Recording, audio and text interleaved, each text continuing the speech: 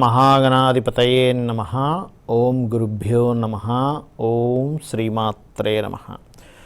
పరమేశ్వర స్వరూపమైనటువంటి జ్యోతిష, వాస్తు మరియు ఇతర అనేకమైనటువంటి శాస్త్రములను మనకు అందించినటువంటి మహర్షులకి నమస్కారం. హయగ్రీవ హయగ్రీవ హయగ్రీవేతియో వదేత్తస్య నిస్సరతే వాణి జహ్నుకన్యా ప్రవాహవత్. అరుణాం కరుణాతరంగితాక్షీం ధృతపాశాంకుశపుష్పబాణచాపాం అనిమాదిభిరావృతాం మయూకైః అహమిత్యేవ విభావయే భవానీం. శ్రీమాత్రే నమః. హిందూ ధర్మం ప్రేక్షకులకి నమస్కారం. మనం ఈరోజు ఈ యొక్క సౌందర్య లహరి అనేటువంటి యొక్క కార్యక్రమంలో ఆదిశంకరాచార్యుల వారు రచించినటువంటి శ్లోకాలు మనం ఒక్కొక్కటి దాని యొక్క అర్థము, భావన, నిగూఢమైనటువంటి విషయాలు అది చేసుకోవడం ద్వారా మనకు కలిగేటువంటి ఫలితములు, వీటి గురించి మనం చెప్తూ ఉన్నాం. ఈరోజు మనము 86వ శ్లోకము. ఈ 86వ శ్లోకంలో ఉన్నటువంటి కామన్గా కనబడేటువంటి అర్థం ఏమిటి అనేటువంటిది మనం ముందుగా చూసి దాని తర్వాత భావనలో నిగూఢమైనటువంటి విషయాలు తెలుసుకుందాం. ఎందుకంటే ఎప్పుడూ కూడా మహర్షులు రచించినటువంటిది కానివ్వండి, శంకరాచార్యుల వారు రచించినటువంటి అనేక గ్రంథములు చూసినట్లయితే బాహ్యంగా కనబడేటువంటివి కొన్ని ఉంటే, నిగూఢంగా కనబడేటువంటివి మరికొన్ని ఉంటాయి. ఎలా అంటే, ఎందుకు నిగూఢంగా కనబడేటువంటి విషయాన్ని బాహ్యంగానే రచించవచ్చు కదా, ఎందుకు నిగూఢంగా మనం పరిశీలిస్తేనే అదే మనకు అర్థం అవ్వాలి అంటే, మీరు అర్థం చేసుకోండి. ఇక్కడ చూడండి, ఎవరైనా సరే ఒక విషయాన్ని దీని పరిస్థితి ఇది అని చెప్పేశారనుకోండి, ఆ వ్యక్తి యొక్క ఆలోచనకి పదును ఉండదు. ఇంకా అంటే ఆ వ్యక్తి పెద్దగా ఇంకా ఆలోచించాడు, ఓహో ఇదాన్ని మర్చిపోయే ఛాన్స్ ఉంటుంది కూడా. అలా కాకుండా ఆ వ్యక్తే సొంతంగా దాన్ని కనిపెట్టి జాగ్రత్తగా ఇది ఎలాగా ఏమిటి అని చెప్పి మొత్తం తెలుసుకున్నట్లయితే ఆ వ్యక్తి జీవితంలో ఆ యొక్క విషయాన్ని మర్చిపోవడం జరగదు. దాని మీద ఆ వ్యక్తికి మరింత పట్టు పెరుగుతుంది కదా. అయితే మరి ఇక్కడ బయటికి బాహ్యంగా కనబడేటువంటి అర్థం ఒకటి, నిగూఢంగా ఉన్నటువంటి తత్వం ఒకటి ఉంటుంది. బాహ్యంగా కనబడేటువంటి యొక్క అర్థంలో నిగూఢంగా ఉన్నటువంటి ఆ తత్వాన్ని ఎందుకు అమర్చారు అంటే, ఇదంతా కూడా ఎవరైతే చదివినటువంటి భక్తుడు ఉంటాడో, పారాయణం చేసినటువంటి భక్తుడు ఉంటాడో అతనికి మోక్షం పొందడానికే. ఎందుకండి అంటే మీకు ఒక చిన్న సంశయం కలగవచ్చు, అంత నిగూఢంగా ఉన్నటువంటి దాన్ని ఇలా ఎందుకు పెట్టాలి అని. ఎందుకంటే మనం ఎప్పుడైతే ఇది నిగూఢంగా దీని యొక్క పరమార్థం వేరే ఉంది అని ఎప్పుడైతే మనం అనుకుంటూ ఉంటాం, అక్కడ మన మనసు చేరుతుంది. అక్కడికి వెళ్ళి ఏదైనా సరే చూడండి, బాధదైనా ఆనందాన్నైనా సరే మనం పొందేటప్పుడు అక్కడ మన మనసు చేరుతుంది. అక్కడికి వెళ్ళి బాధ కానీ ఆనందం కానీ మీరు బాగా అర్థం గుర్తుపెట్టుకోండి. మనకు బాగా బాధ కలిగింది, మనసు బాధపడింది అంటాం. మనకు బాగా ఆనందం కలిగింది, మన మనసు చాలా ఆనందంగా అందే ఉంటాం. ఎందుకు? బాగా ఆనందము, బాగా బాధ దగ్గర మనసు వెళ్ళి చేరుతుంది. బాగా పరిశీలన చేసేటప్పుడు కూడా మనసు వెళ్ళి చేరుతుంది. మూడోది, మనసు కనెక్ట్ అవ్వకుండా అక్కడది ఆ యొక్క విషయం మనకు అర్థం కాదు. అందుకే చూడండి, టీచర్స్ ఏమంటూ ఉంటారు స్కూల్లో, మనసు పెట్టు మనసు పెట్టు మనసు పెట్టు అంటూ ఉంటారు. మనసు పెట్టి విను, మనసు పెట్టి చదువు, మనసు పెట్టి రాయు, మనసు పెట్టి చెయ్యు అంటూ ఉంటాం. అంటే నిగూఢమైనటువంటి విషయాన్ని కనుక ఇందులో కనుక నిక్షిప్తంగా మనం పరిశీలిస్తే కానీ అర్థం కాకుండా ఉన్నప్పుడు మనం దాన్ని పరిశీలించం. అలా ఉంటే మనం దాన్ని పరిశీలిస్తాము. ఎప్పుడైతే మనసు వెళ్ళి చేరిందో, కేవలం అక్షరాల మీద చేరలేదు మన మనసు వెళ్ళి, ఆ అక్షరాలు వెనకున్న తత్వం మీదకి చేరింది. ఆ తత్వంలో అమ్మవారు ఉంది. ఆ అమ్మవారి యొక్క పాదాల దగ్గరికి మన మనసు వెళ్ళి చేరింది. ఎప్పుడైతే అమ్మవారి యొక్క పాదాలను మనసు చేరితే ఏమవుతుందండి, ఆ మనసునే మనిషి ఆశ్రయించున్నాడు. మనిషి అంటే ఎవరో కాదు, ఆత్మస్వరూపుడు. ఆ ఆత్మ వేరు, మనిషి వేరు అంటే శారీరకంగా కనబడేటువంటి మనసు వేరు, ఆత్మ వేరు. అయితే ఈ ఆత్మ మనసు పక్కపక్కనే ఉంటాయి. దీనికి ఏమిటి రుజువు ఏంటండి? ఆత్మ మనసు పక్కపక్కనే ఉంటాయని ఏమిటి? మనసు కనెక్ట్ అయితే ఆత్మ ఆటోమేటిక్గా ఎందుకు కనెక్ట్ అవుద్ది అంటే, మీరు జ్యోతిష్ శాస్త్రాన్ని కనుక పరిశీలన చేసినట్లయితే, జ్యోతిషంలో మనకి 12 రాసులు ఉంటాయి మేషం నుంచి మీనం వరకు. మేష, వృషభ, మిథున, కర్కాటక, సింహ, కన్య, తుల, వృశ్చిక, ధనుర్, మకర, కుంభ మీన రాసులు. ఈ కర్కాటక సింహ రాశులకి జ్యోతిష్ శాస్త్రంలో కర్కాటక రాశి అంటే మనసు కారకుడైన చంద్రుడు, చంద్రమా మనసు జాత అన్నట్టుగా. ఈ సింహరాశికి రవి ఆత్మకారకుడు. ఈ రెండు పక్కపక్కనే ఉంటాయి, ఆత్మ మనసు. ఈ మనసు వెళ్ళిన దగ్గరికి ఆత్మ ఆటోమేటిక్గా కనెక్ట్ అయిపోద్ది, ఈ ఆత్మ చేరుకున్న దగ్గరికి మనసు ఆటోమేటిక్ కనెక్ట్ అవుద్ది. ఈ రెండు కూడా పక్కపక్కనే ఉంటాయండి. తల్లిదండ్రులను కూడా అంటారు వీటిని, రవిచంద్రుల్ని. ఎప్పుడైతే మన మనసు ఆ నిగూఢమైనటువంటి అంశం మీదకి వెళ్ళి పరిశీలన చేస్తుందో అప్పుడు మన ఆత్మ, మన మనసు అమ్మవారి యొక్క పాదాలను చేరుకుంటుంది, మనిషికి ముక్తి లభిస్తుంది. కాబట్టే బయటికి బాహ్యంగా కనబడడానికేమో ఏమిటిది, ఈ శ్లోకంలో కూడా అలాగే ఉంటుంది. అదేమిటి, అమ్మవారిని గంగాదేవి అనుకుని ఒకసారి పిలవడం ఏమిటి, ఆ పిలిచిన తర్వాత ఆ రకంగా రియాక్ట్ అవ్వడం ఏమిటి, ఇందులో ఏముంది అనిపిస్తూ ఉంటుంది. కానీ దాన్ని అలా స్మరించగా అంటే ఇది ఇన్నిసార్లు దీన్ని జపం చేయాలి, దీనికి ఒక యంత్రం పెట్టుకోవాలి. ఎందుకంటారంటే మనం తదేకంగా స్మరిస్తూ ఉన్నాం అనుకోండి, ఆ విషయాన్ని స్మరించగా దానిలో ఉన్నటువంటి ఎస్సెన్స్ బయటకు వస్తుంది. కొంతమంది చూడండి నిద్రలో గబుక్కలు లేగుస్తారా, నాకు అర్థమైంది అంటాడు. ఏమిటి సడన్గా నిద్రలోంచి లేచి అర్థమైంది అంటాడు ఏంటంటే వారికి అతనికి ఒక ఫార్ములా అర్థం అవుద్ది. దాన్నే మాటిమాటికి తిప్పుకోగా ఏమవుతుంది, అందులో ఉన్నటువంటి నిగూఢమైన విషయం బయటపడుతుంది. అందుకే ఇన్నిసార్లు జపం చేయాలి.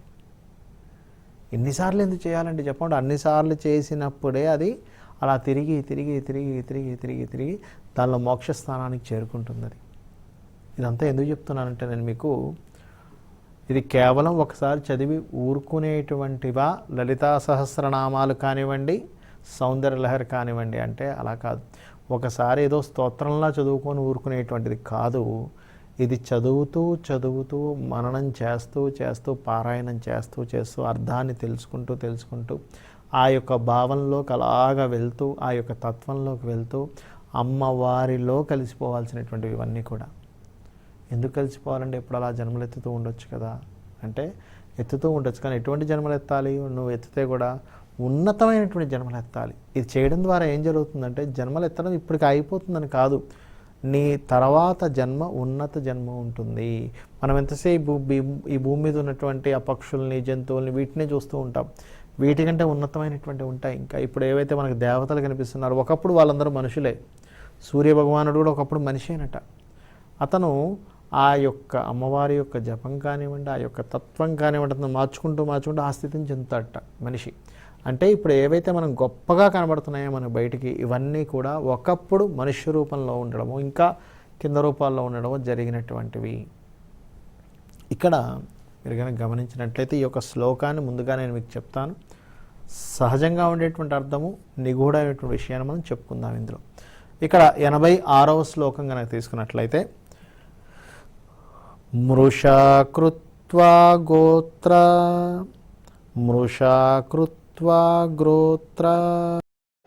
క్షనిమితం లలాటే భర్తారం చరణకమలే తాడయతి తే చిరాదంతశల్యం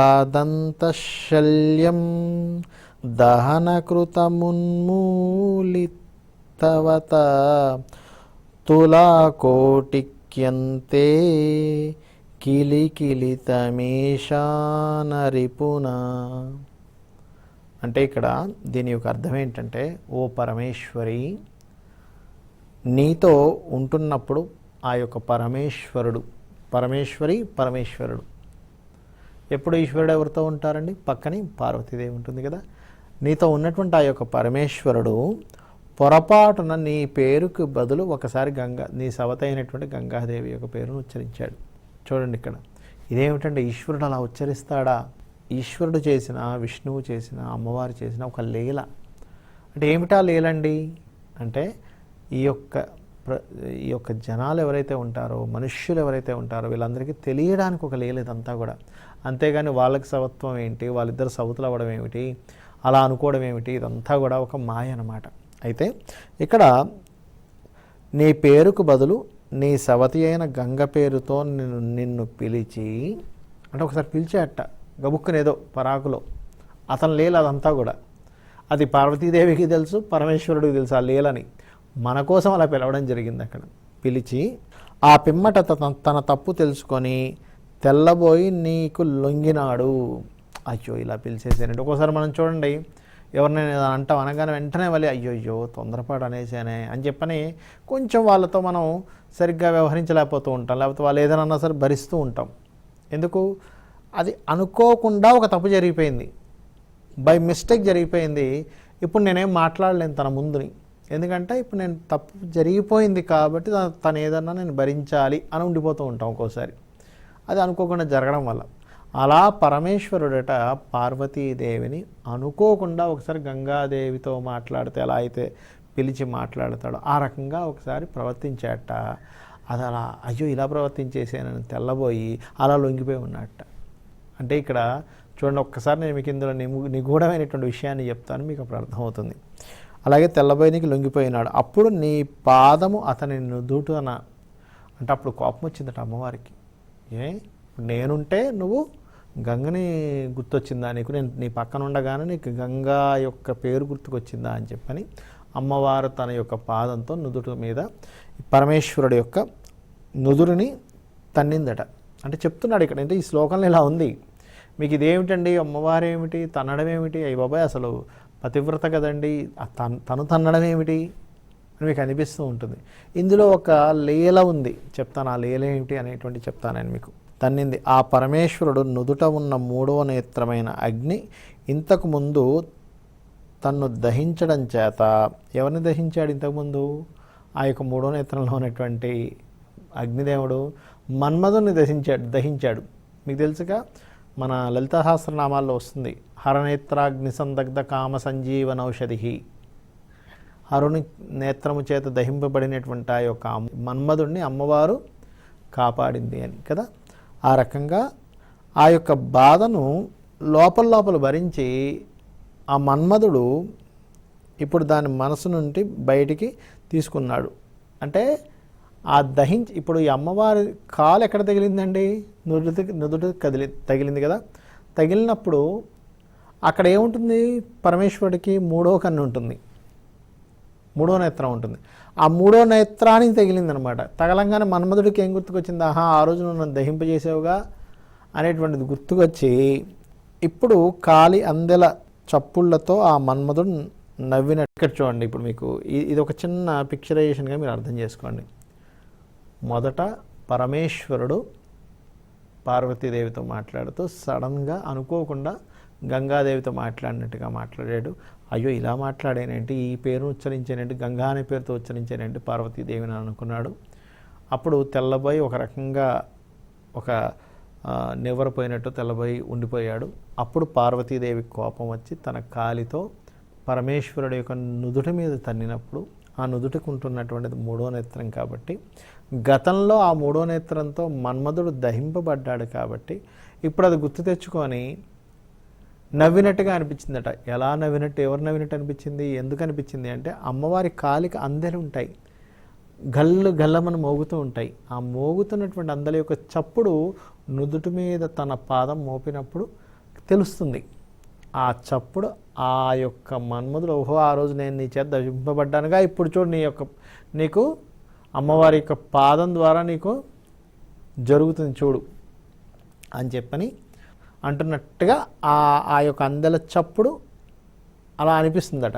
ఇప్పుడు చూడండి, ఇప్పుడు కామన్గా బయట నుంచి చూసుకుంటే ఏం తెలుస్తుందండి మీకు? ఇక్కడ బయట నుంచి చూస్తే ఏం తెలుస్తుంది మీకు? ఏమిటో ఈ యొక్క పరమేశ్వరుడట అనుకోకుండా ఆ యొక్క అమ్మవారిని ఆ రకంగా పిలిచాట.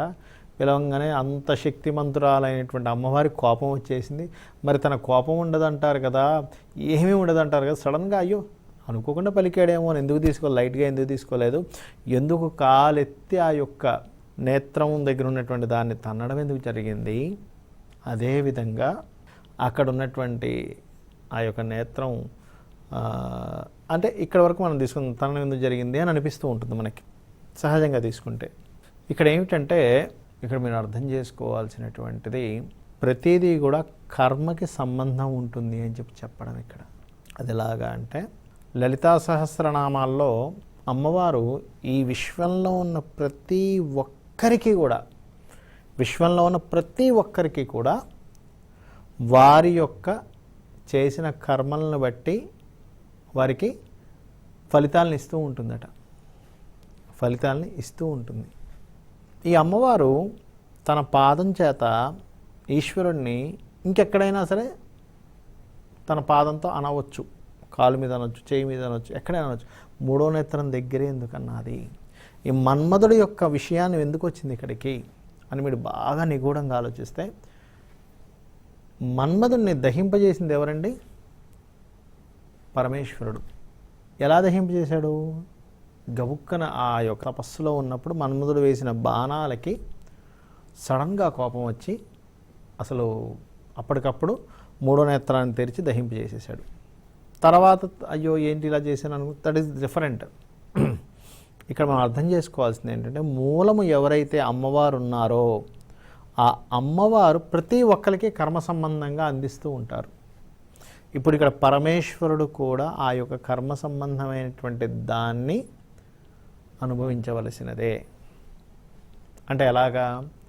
అప్పుడు మన్మధుణ్ణి ఎందుకు పరమేశ్వరుడు దహింపజేశాడంటే, అతనిలో ఒక రకమైనటువంటి కామోక సంబంధమైనటువంటిది ప్రేరేపించడానికి మన్మధుడు బాణాలు వేశాడు కదా. అటువంటిది ప్రేరేపించడానికి బాణాలు వేసినందుకు మన్మధుణ్ణి దహింపజేశాడు పరమేశ్వరుడు. ఆ కోపంలో సడన్గా తపస్సులో ఉన్నాడు, చేశాడు. మరి ఇప్పుడు జరిగినటువంటి విషయం ఏమిటి అంటే, ఆ యొక్క కర్మ అమ్మవారికి తప్ప ప్రతి వారికి అది వర్తిస్తుంది. అంటే అమ్మవారి సృష్టి మూలం కాబట్టి తన చేత వీళ్ళందరూ కూడా సృజింపబడ్డారు. ఎవరు? బ్రహ్మ, విష్ణు, రుద్రుడు, దక్ష ప్రజాపతి, ఈ యొక్క మునులు, విశ్వం మొత్తం తన ద్వారాయే వచ్చింది.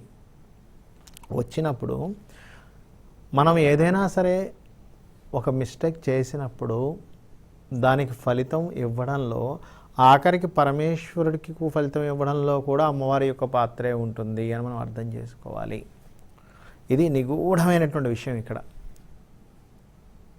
పరమేశ్వరుడికి కూడా ఏదైనా సరే జరిగినప్పుడు అమ్మవారే ఆ యొక్క ఫలితానికి ఆ యొక్క విషయాన్ని క్లియర్ చేస్తుందంట.